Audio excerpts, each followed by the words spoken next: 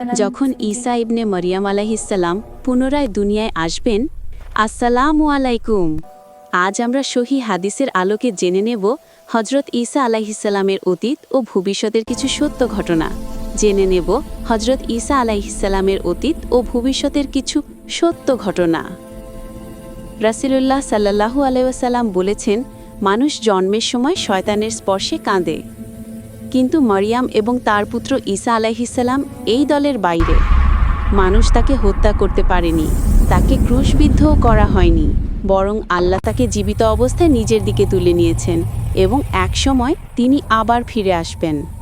নওয়াস ইবনে সামান রাদিয়াল্লাহু থেকে বর্ণিত দীর্ঘ হাদিসে আছে, দাজ্জাল পৃথিবীতে ত্রাস ছড়িয়ে দেবে।